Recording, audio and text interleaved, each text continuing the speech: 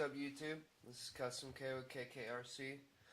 It's been a while since I've done an update video for the Yeti, but it's finally here. Update video. I think it's number 4 now.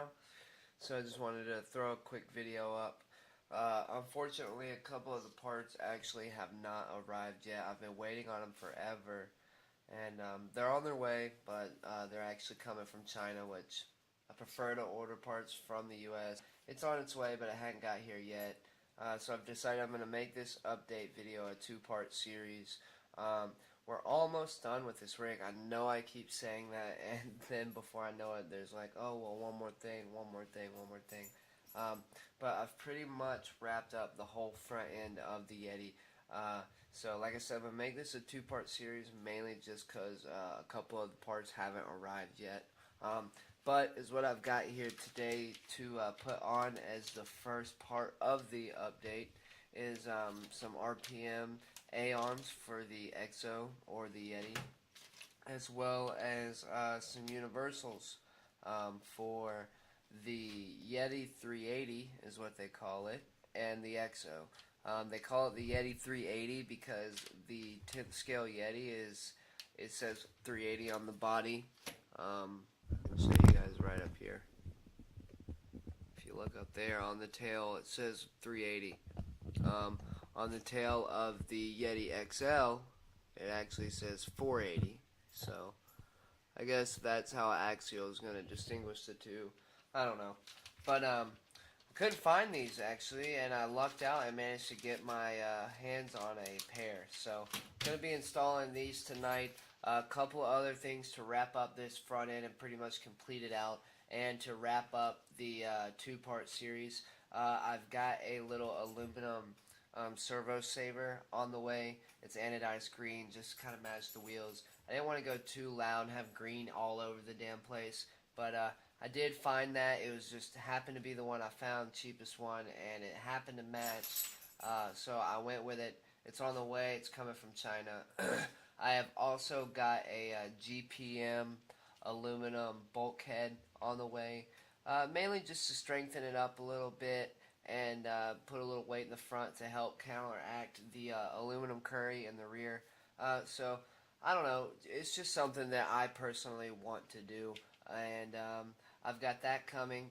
And I'm going to also, I think Axial has released an official front locker now for this rig, or for this housing. So I'm going to put that in, I believe, as well as some hardened gears. I've got hardened gears in the rear. In the previous video, you'll see that.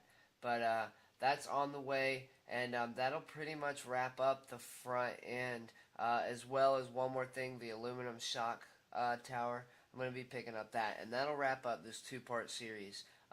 There may be a couple things, like I mentioned, the hardened gears and that locker. I may decide to hold off on that. It just depends on what's in the budget for that week. But that'll be coming in the second part. And then we'll only have a couple more things left to do towards the middle and the back half of the drivetrain. I have already swapped out, which is another thing that I'm going to be mentioning on the first update video. I almost completely forgot. I've gone ahead and installed it. But I did off camera put in a MIP rear drive shaft. I've been really pleased with it. It went together just fine, just like all MIP drive shafts. It works fine. As you see here, it's a pretty short female end, but you know, I haven't had any issues, and it runs just fine and really smooth. I do run a lot of junk vac. This is actually only the second MIP shaft I've ran and owned, so, but I am impressed, and I know that they make high quality you know, parts, so I'm very confident that that part's going to hold up just fine. So that is one thing that I just wanted to get out of the way. It is installed, so we'll throw it on this update video. Went ahead and put it on, as you see now in some of the videos, and now on the side of the rig, the MIP sticker. So that's just one thing that had to be done. As I mentioned before, after I finish this 2-part update, all that's left is a couple things in the center drivetrain. I do want to get the MIP center shaft. I tried picking them up with the universals. KKRC, I think, or somewhere they offer them as a kit. These plus the center MIP driveline, but they were out of stock, so I had to hold off. But I'll be getting that center driveline as well as an aluminum motor mount and a steel spur gear. And I'll be putting a big done stamp on this rig and moving on to a new build coming up in the studio. So I'm going to go ahead and get to it and start pulling this front end off. I've already started a little bit. Install these A-arms as well as the universals. It sucks because I'm going to have to do it twice once the aluminum bulkhead housing comes in. But that's okay, you know, it has to be done. And I'm ready to get these in because I want to run this thing, and it's going to be another week, maybe even 2 before those parts arrive. And my old dog bone sets, they're actually bent. They're toast. That's why I had to go ahead and make this upgrade happen. I don't think it's going to give me more steering, but it is going to strengthen it up. I believe these are hardened steel, so they're not going to bend as easy. And as I mentioned, they are a universal setup, unlike instead of a dog bone setup, which is a little dog bone with a drive cup. So it's going to be a little stronger. So, like I said, I'm going to go ahead and install it. We'll be right back, and I'll show you what it looks like and kind of talk about it a little bit. And we'll go ahead and wrap up the first part of the upgrade number 4 for Project Yeti. Alright guys, we're back. Already got the arms and the universals installed. Really took only about maybe 10 minutes. It was a pretty quick install, not too complicated at all. No modifications needed. As expected, these parts were both made to bolt onto an EXO front end, which is also a Yeti. And some of these parts, in fact, even say that it can bolt onto a Yeti, like the universals from Axial.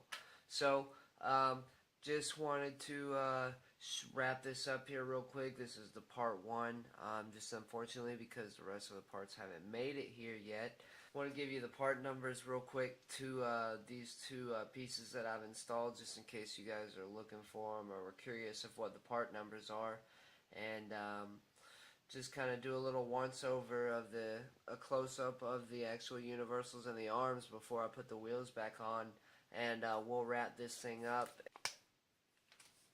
Okay, so the part number for the universal set is AX. Let's see if I can get it in focus. There we go. AX31135. Even says it on there. Yeti and EXO. Okay. Now, for the front RPM A arms, we have got the part number is right there. RPM 70472. Front A arms black Axial, even though the L is cut out. It even says it right there. Axial EXO Terra Buggy front A arms. And came with a little piece of paper basically saying that our A arms are superior and are better than everybody else's and blah blah blah.